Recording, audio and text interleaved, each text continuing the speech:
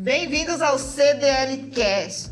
Olha, hoje eu converso com o William Abraão. Ele é o fundador da Loud Marketing. Vamos falar de marketing hoje, o quanto é importante a gente renovar a nossa marca. E para a gente entender melhor, a gente começa falando um pouquinho, né, da Loud Marketing. E geralmente a gente fala que quem entende de marketing é que sabe falar muito bem disso e quando é que a gente tem que se atentar que a nossa marca precisa mudar. Mas vamos por partes, então. Tudo bem, William? Tudo jóia, Simone. Uma boa tarde para a equipe que está aqui nos acompanhando, né? O pessoal que vai assistir esse podcast. Hoje eu vou logo avisando, hein? Pelo assunto dos bastidores aqui, tem conteúdo top hoje, né? Principalmente para Sorriso, uma cidade extremamente empreendedora, né? Uma cidade de jovens empreendedores, de colonos, de pioneiros. Então, esse assunto é para todo mundo. William, como que começa a tua história com o marketing?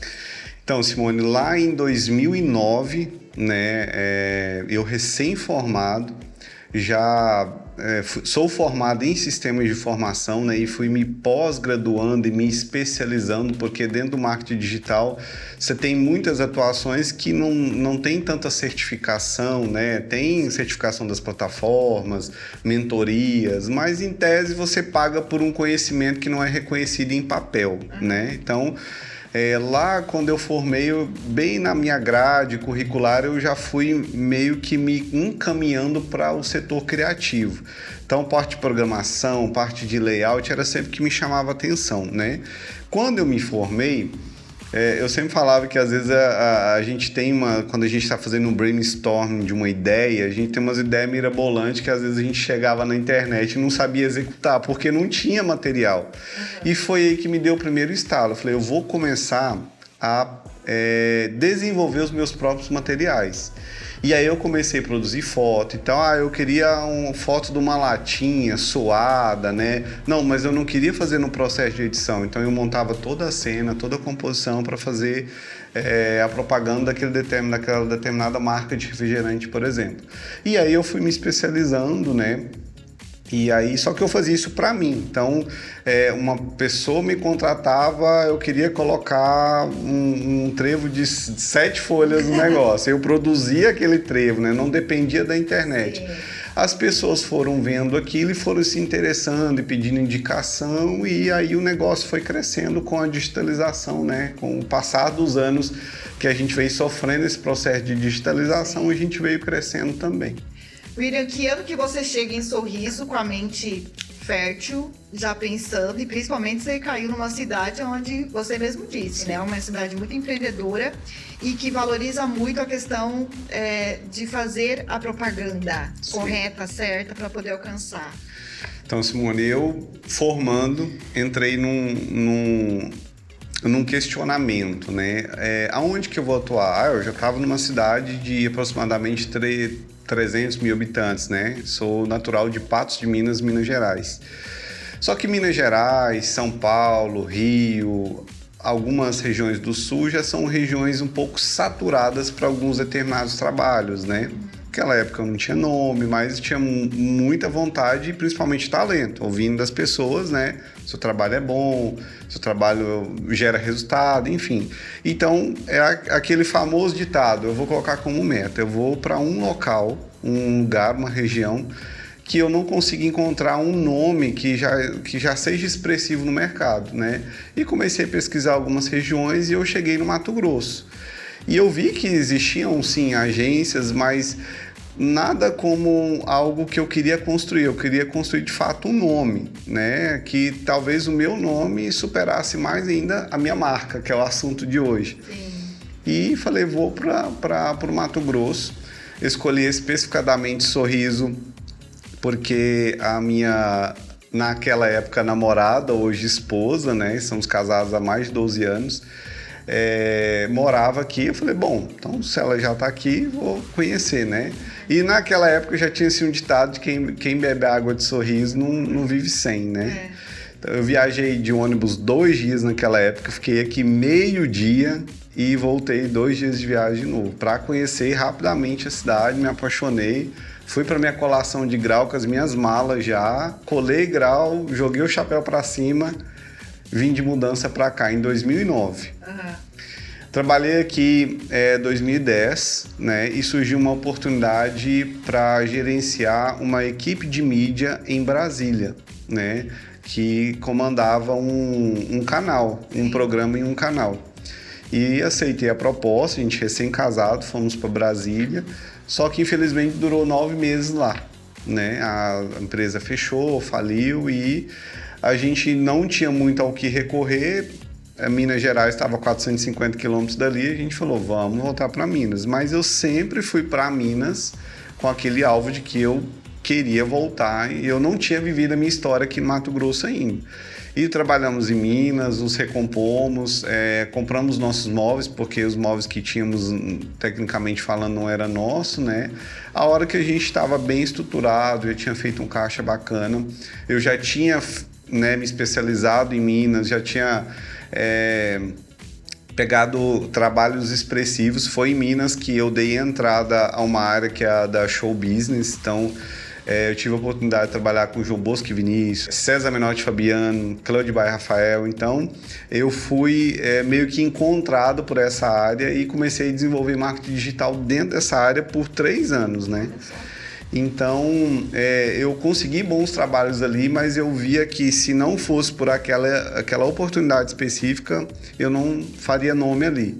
Então, voltei a pesquisar algumas coisas aqui em Sorriso. Eu já sabia que se eu voltasse para cá, eu precisaria voltar atuando em alguma empresa, né? E até que surgiu uma oportunidade exata em 2011. A gente veio para cá, começamos do zero. E aí, em 2 anos, eu consegui montar a estrutura para que, naquela época, eu já estava atendendo aproximadamente umas 12 empresas. E aí, de lá para cá, só viemos crescendo, agregando, nos profissionalizando. E hoje, né, me considero uma pessoa que alcançou o objetivo que eu queria lá naquela época. Hoje você tem uma equipe grande, né? Nós somos hoje em 15 colaboradores, atuando nas diversas áreas, né? Designers, filmmakers, fotógrafos, editores de vídeo, né? Hoje eu atuo exclusivo na parte de gestão de tráfego, eu não terceirizo essa área, porque a área mais estratégica hoje do nosso negócio é o tráfego pago, então prefiro eu cuidar dela ainda, né? Mas parte de redação, social media, enfim, todos ali unidos e conectados como engrenagens para fazer o negócio para o nosso cliente rodar, né? Com uma carteira de 55 empresas hoje atuantes na nossa agência. E assim, William, você atuando com 55 empresas, você sendo responsável por 55 empresas, você é uma pessoa certa para falar de marca, né? Não só certa, como é um trabalho dentro da agência que a gente ama. E, William, mas por que especificadamente marca? Porque quando você fala de marca, você fala de sonho. Não tem como você desligar essas duas palavras. Quando você fala de marca, você está falando do sonho de uma pessoa. Às vezes ela nem sabe que é o sonho dela, mas quando ela vê aquilo se concretizando, ela fala assim, nossa, isso é tudo que eu imaginei. Hoje, para escolher uma marca que vai representar a sua empresa, o que a pessoa precisa entender e o que ela precisa cuidar? Olha só, Simone, assim, o primeiro ponto que eu digo é assim, sempre tente procurar um profissional para isso. Quando eu falo um profissional que entenda de branding de marca, construção de fato da marca. Eu não estou falando de você, e eu não tenho preconceito contra essas pessoas, mas eu não estou, e já o pessoal vai entender o porquê. Não estou dizendo procure um designer para fazer uma logomarca, não. A marca é muito mais do que a logomarca, é a construção de um conceito, é entender o público para o qual você vai se comunicar, entendeu? É entender as necessidades que a sua empresa soluciona para o seu futuro cliente. Então, isso tudo tá aliado, né? Tá entrelaçado no desenvolvimento do branding de marca, né? Então, o mais importante hoje é procurar alguém experiente para tratar disso, mas a gente consegue dar algumas dicas assim para que, principalmente, se evite problemas no futuro. Por exemplo, a primeira coisa que a pessoa precisa saber quando ela vai desenvolver uma marca, muitas vezes a pessoa já vem para nós com o nome. Will, essa pessoa não tem o nome. A gente tem um processo de desenvolvimento e escolha do nome, a gente vai falar mais para frente. Mas a maioria das vezes ela já vem com a marca pronta. Qual o primeiro passo? Saber se essa marca tem registro. Esse é o primeiro passo que a gente precisa saber. A gente já pegou dentro da nossa carteira de clientes pessoas que gastaram alguns dígitos porque ingressaram uma marca no mercado sem consultar. Criaram o valor dela, criaram a audiência dela, mas essa marca já possuía registro. E quem detém aquele registro, com certeza notifica quem não tem, e aí tem todas as custas processuais, né? Então, o primeiro ponto é fazer a consulta da marca. William, um usuário qualquer que não tem conhecimento consegue fazer? Sim, consegue fazer a consulta. A gente pode deixar o link aqui em algum lugar da descrição, o pessoal consultar, só escrever o nome e o próprio sistema, que é o INPI, né, o Instituto Nacional da Patente Industrial, que é onde está concentrado todas as marcas e patentes, né, no Brasil. Então ali ela está consultando na base nacional, ela consegue saber se uma empresa já detém o registro daquele nome, daquela marca ou não, né? O segundo ponto é ela saber exatamente com o que ela quer mexer, né? O que a sua empresa ela trabalha? Tenta entender. A minha empresa ela vende pneu de carro, mas ela vende também roupa feminina e ela vende eletrônico. Você consegue construir uma marca com isso? Não. Então, a gente precisa saber exatamente, essa pessoa precisa saber exatamente o seu sonho. Você vai atuar com o quê? Né? Qual o tipo de solução? Porque hoje marcas oferecem soluções e prazeres aos seus clientes, né? Então, qual que é a solução? Qual que é o prazer? Qual que é a necessidade que você vai suprir do seu cliente? Esses dois pontos eu considero assim como principais e que não podem faltar, né? E aí vem outras questões mais básicas, mas que aí entram no desenvolvimento da marca em si. Que legal, né? É como fala, né? É você pensar junto com o cliente aquilo que vai dar resultado para ele. Exatamente. Quando a gente fala de sonho, a gente tem que pensar que a gente tem que procurar um profissional justamente por quê? Vamos imaginar que eu vou colocar uma questão prática. Eu quero abrir um restaurante. Não é qualquer cor que vai combinar com o meu restaurante. Por quê? Porque até a alimentação também tem suas cores, não tem essa questão de cores? Sim, na verdade é isso que é a construção do branding, né? A pessoa ela não precisa entender como deve ser, né? A gente está aqui justamente para isso. E a gente já procura na construção do branding já principalmente lançar a marca já agregando valor. Por exemplo, nesses mais de 15 anos de profissão, a gente já deve ter criado aí mais de umas 130 marcas no mercado, que eu estava contando antes da gente fazer essa participação aqui. A maior parte delas, principalmente daqueles clientes mais comunicadores, né? Eles sempre nos relatam um depoimento em comum. As pessoas perguntam assim para elas, mas de onde que é essa franquia? Ou seja, a gente já pega a marca do cliente e já desenvolve com um pré-valor agregado, né? Como se ela fosse uma competidora das grandes marcas. Então, cores, fontes, simbologias, tudo isso é feito de forma original, né? Porque a gente conhece que no mercado tem alguns processos criativos que as pessoas já usam elementos prontos, mas nós não. A gente desenha do absoluto zero, né? A gente trabalha, quando uma pessoa fecha o desenvolvimento de uma marca conosco, a gente passa um questionário para ela. Esse questionário ele foi elaborado para que essa pessoa, mesmo sem entender nada, ela vai passar toda a expectativa dela nesse questionário e a gente vai conseguir desenvolver para ela um projeto. Né? O engraçado é que lá uns 20 anos atrás, você ia desenvolver uma marca para uma pessoa, você mandava uns 3 modelos para ela escolher, né? Já faz mais de 20 anos que a gente não trabalha dessa forma. Por quê? Porque quando você entende a expectativa da pessoa, se você entrega mais de um modelo para ela, você está gerando dúvida. Você está com dúvida e está gerando dúvida nela. Então, em mais de 15 anos desenvolvendo marcas, a gente nunca teve uma rejeição. né? A gente sempre apresentou produtos que, se não foram 100% aprovados, eles foram 90% aprovados para fazer um ajuste de cor, para mudar o complemento da marca, né? Que às vezes se escrevia, vou citar um exemplo, assessoria jurídica, e na verdade ele quer escrever advogados associados, por exemplo. Sim. Pequenos ajustes, mas a gente sempre conseguiu essa aprovação quase que de imediata. Por quê?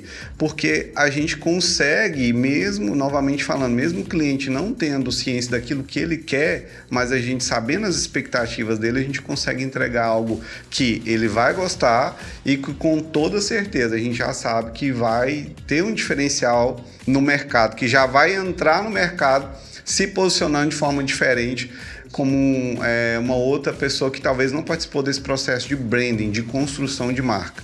E sim, as fontes conversam com alguns determinados nichos, as cores conversam com alguns determinados nichos, né? E a gente já usa a logomarca também, a marca em si, já começando como um estratégico para posicionamento. Por exemplo, se você tem uma hamburgueria, então você está de longe, qual o ícone que você vê que você vai saber que ele vende hambúrguer? O próprio hambúrguer, não é verdade? Então, desde os elementos que compõem a marca, a sua fonte, as suas cores, a gente já cria isso para que a pessoa, mesmo que de forma indireta, ela já bata o olho nos nichos dos nossos clientes e primeiro, já saiba o que eles trabalham. Segunda coisa é desenvolver sensações, né? A gente sabe que o laranja, o vermelho, o amarelo, ele traz esse apetite, né? Ele traz essa vontade, essa energia, né? Assim como elementos e cores na área da saúde, como o verde, o azul, transmitem confiança, transmitem paz, transmitem serenidade. Você imagina só abrir um consultório e colocar tudo laranjado da cor do sangue, tudo vermelho. Pode parecer, eu acho bonito, mas quando um paciente entra, ele gera sensações totalmente opostas ao que a marca de fato se propõe a desempenhar, a fazer, executar, entendeu? William, a gente fala muito que você falou das cores, né? Por que o McDonald's e a Coca-Cola fazem tanto sucesso? Legal você falar, né? Porque duas empresas que destacam demais em cor, né? A minha filha de 4 anos, por exemplo, ela já bate o olho a ver aquele Mzão de longe e fala, papai, McLanche feliz ali, né? Mas assim, é uma construção a longo tempo, né? A longo prazo. Por exemplo, se você pegar a indústria da Coca hoje, for lá, né, falar que você é um investidor, olhar toda a estrutura dele, todos os equipamentos, ou montar uma igual e lançar uma marca de cola no mercado, vai ser competitivo com a Coca-Cola? Não vai, né?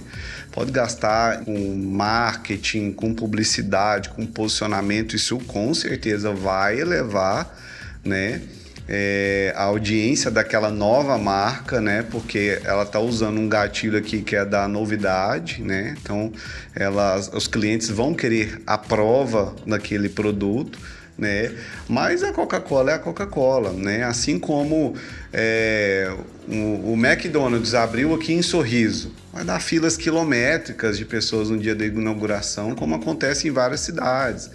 Agora eu e a Simone abrimos o Mac Sorriso ali no centro, né? Não vai gerar aquela movimentação que o McDonald's vai. E isso tem uma explicação, porque foram trabalhados ali vários conceitos ao longo dos anos. Por exemplo, os dois entraram como inovação, né? Um era para ser um remédio, se tornou um refrigerante com um sabor absurdo, né? O outro era uma inovação de que principalmente os processos, né? Eu acredito que a primeira experiência, porque esses produtos a gente está falando não só do produto em si, mas da experiência que eles vendem para os usuários, né? A gente está falando da primeira experiência do McDonald's, por exemplo, da otimização do processo. A pessoa pagava, ela já estava aqui do lado recebendo o lanche dela. Não tinha o tempo do preparo. Por quê? Porque eles otimizaram lá dentro todo o processo, né? Então, assim, a gente está falando de inovação. Aí depois a gente foi falar das experiências. Por que eu falo de experiência, né? Essas duas marcas, elas escolheram formas de posicionamento envolvendo situações do dia a dia, né? A Coca-Cola, as reuniões em família, todo mundo sorrindo, alegre. Não tem como bater isso, porque é o que você vive no dia a dia, né? A experiência, lembra aquelas propagandas que o McDonald's gravava com aquela voz sensual, muito mais gostoso. Aquilo gerava uma experiência gigante para o usuário, né, do produto. A gente sabe que alguns lanches do McDonald's não tem lá aquele gosto, mas a gente ainda vai lá porque a gente tem aquela sensação de ter uma experiência diferente lá, né? Fora a parte publicitária, né? Eles investem pesado ainda, mas eles investem de forma estratégica, inovadora. Eles mostram e fazem coisas que os concorrentes de fato não vão fazer, né? Os concorrentes vão estar ali mostrando, olha o tamanho do meu hambúrguer, olha os sabores que eu tenho, a entrega é grátis, enquanto o McDonald's ele traz experiências, né? Por exemplo, eu nunca vou esquecer dessa briga que o McDonald's tem com o Burger King. O Burger King vai lá e entrega uma churrasqueira na porta do McDonald's, né? E enfim, eles usam isso com marketing, né? É como se fosse uma novela, onde os clientes ali esperam o próximo capítulo todas as vezes, né? Não é aquela publicidade cansativa, metódica, dentro do mesmo padrão, né?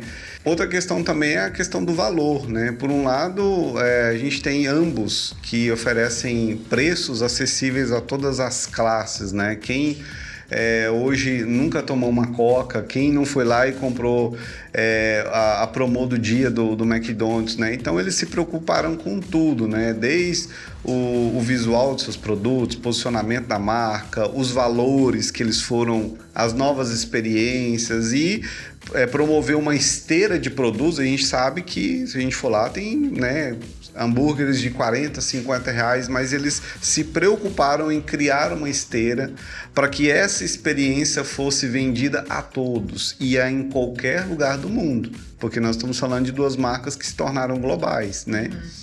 Então esse é o poder da construção de um branding de marca, que não é feito da noite para o dia. E que também tem a importância de ter profissionais por trás de tudo isso. Com toda certeza, com toda certeza.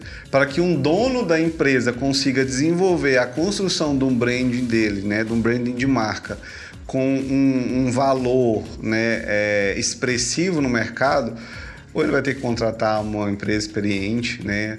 Ou ele tem que contratar alguém que venda audiência, como o caso da CDL, no CDL Mídia, né?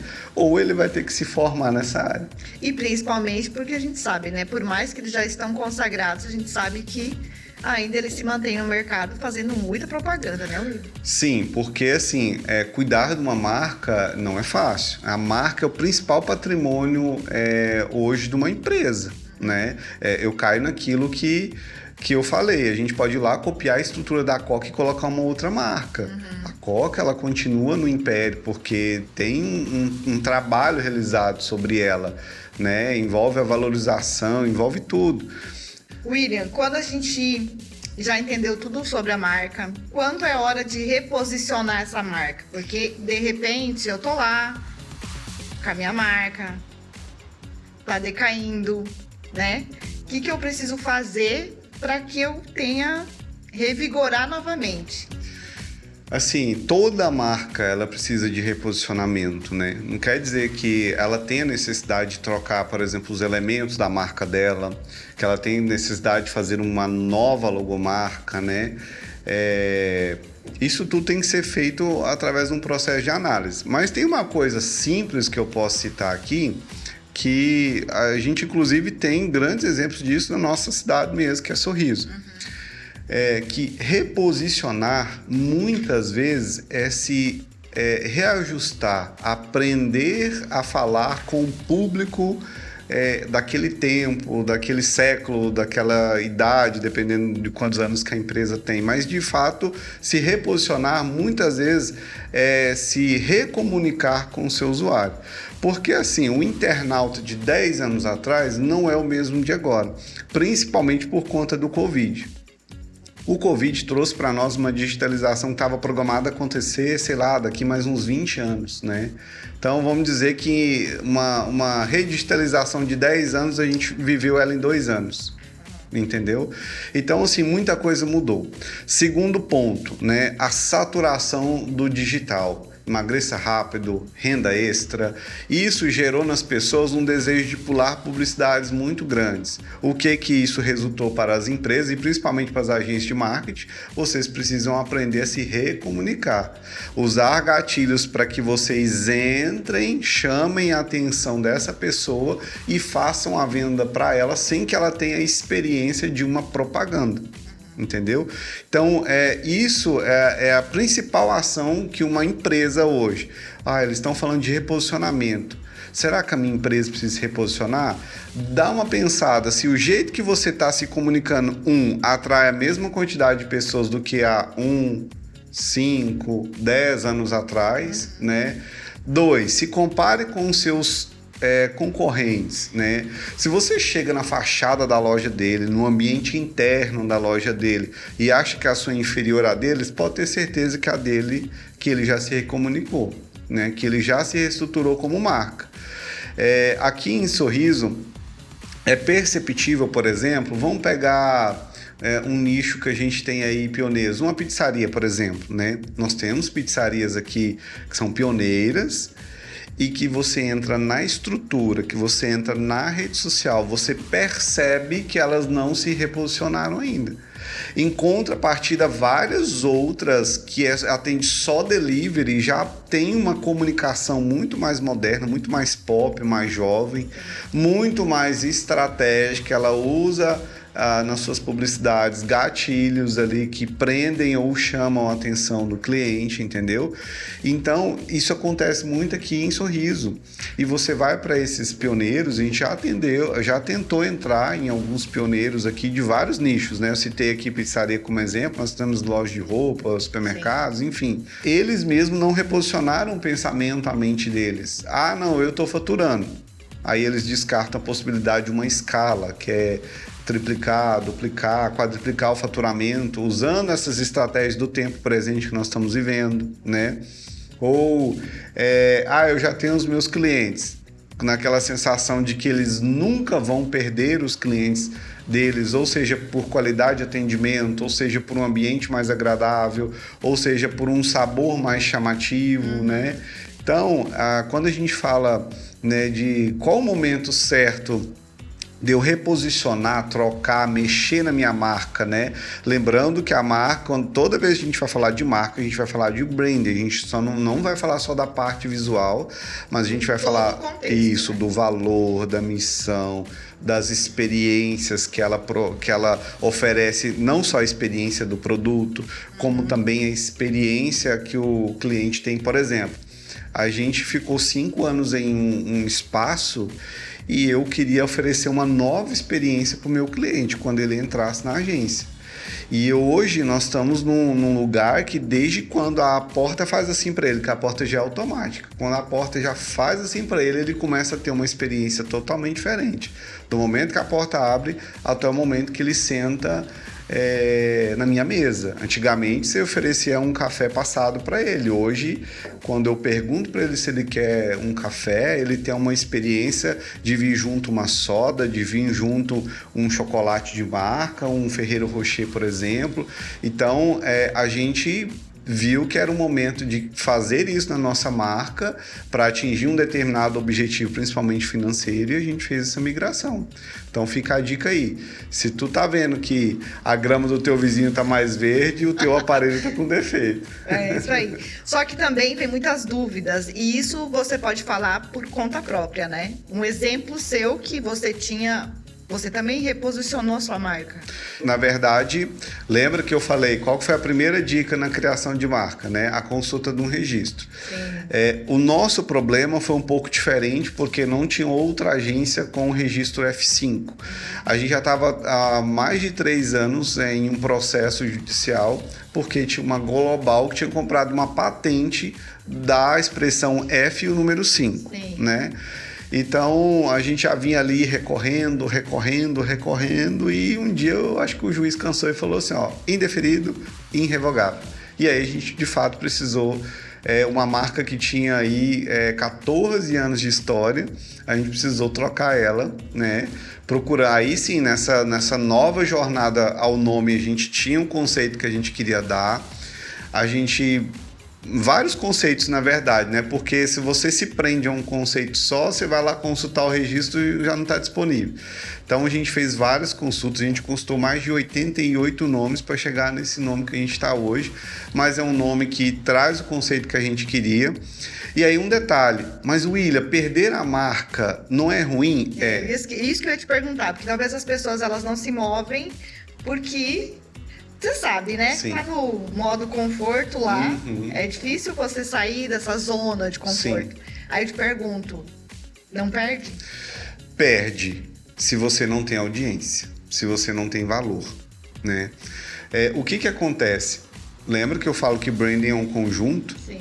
O que mais acontece aqui em Sorriso? Lembra que eu falei lá no começo da nossa conversa que Sorriso é uma cidade de jovens empreendedores? Quando eu comecei, eu não tinha uma marca, mas eles me conheciam por aquilo que eu fazia, pelos problemas que eu solucionava. Quantas doceiras, por exemplo, que começaram sem marca. É a tia Maria que faz uns docinhos, uma delícia, e hoje ela está com uma confeitaria, hoje ela tem uma marca, o interior da loja dela tem um branding que parece uma franquia, ela conseguiu aumentar o preço do produto dela porque ela se tornou referência e as pessoas começaram a buscar ela, a indicar mais ela. Isso é tudo o branding de marca que ela fez lá, só que é um branding diferente, que eu, né, outros profissionais chamam de outras nomenclaturas, eu chamo de figura pública.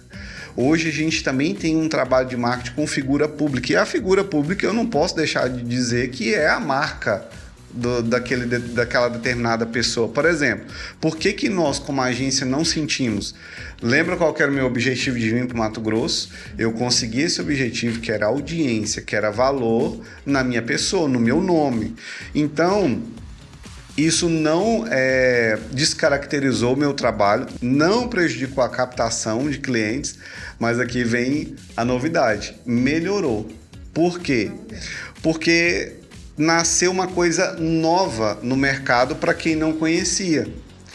Quando essa pessoa vem para o novo e ela tem responsividade, o que é isso? Pessoas que já avaliaram, pessoas que já usufruíram ou usufruem do serviço, ou já comem do produto, enfim, a marca já traz consigo um valor, as pessoas se interessam.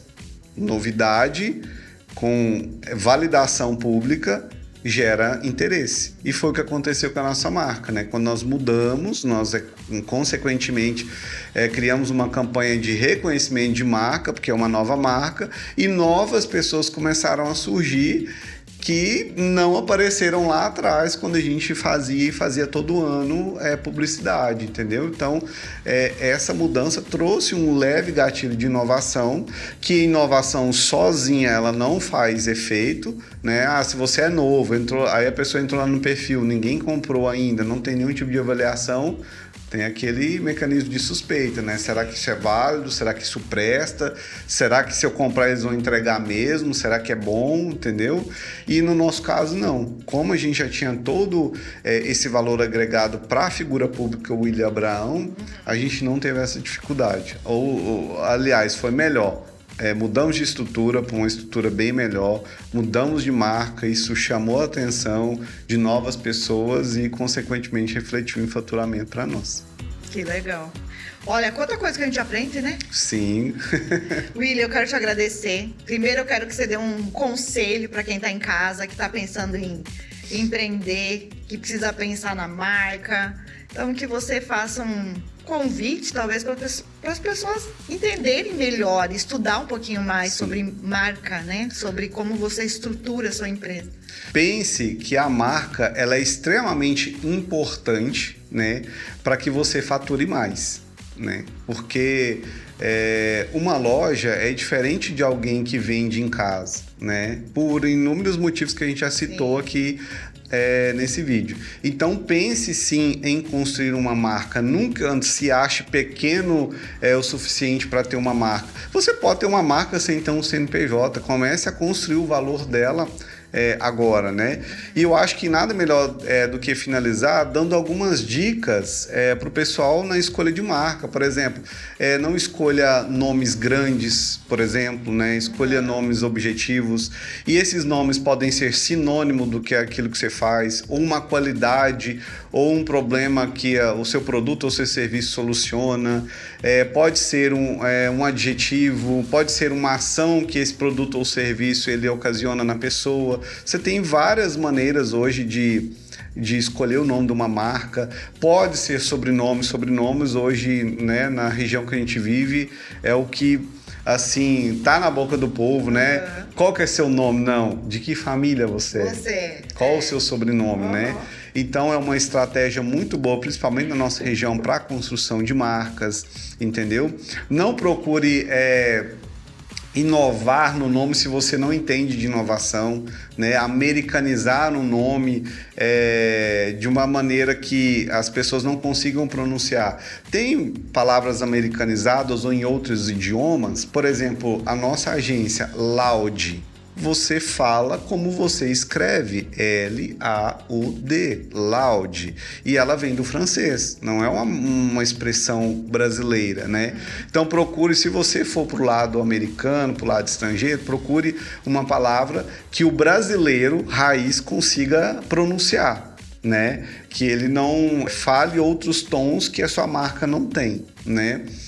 Se você pode, procure um profissional para que esse profissional possa criar esse branding da sua marca, possa criar um conceito que já vai te colocar na frente do mercado, né? Já agregando um valor já de cara, né, na marca, né? Aqui nos bastidores você me fez uma pergunta, William, e quando tem sócio e nenhum se bate, né? Entra aquela questão de que a gente tem o domínio e a experiência de extrair algo dos dois que é comum. Isso já aconteceu várias vezes. Então, assim, offline, fora de uma reunião profissional, essa briga ela é eterna, ela vai acontecer mesmo e ninguém vai abrir mão, né? Se casal já não abre mão, imagina sócio, né? Mas quando entra um profissional que sabe extrair necessidades e qualidades daqui e extrair necessidades e qualidades daqui, toda sócio tem algo em comum que naquela comunhão ali faz nascer uma marca, né? Então fica essa dica aí para todos vocês. Que legal.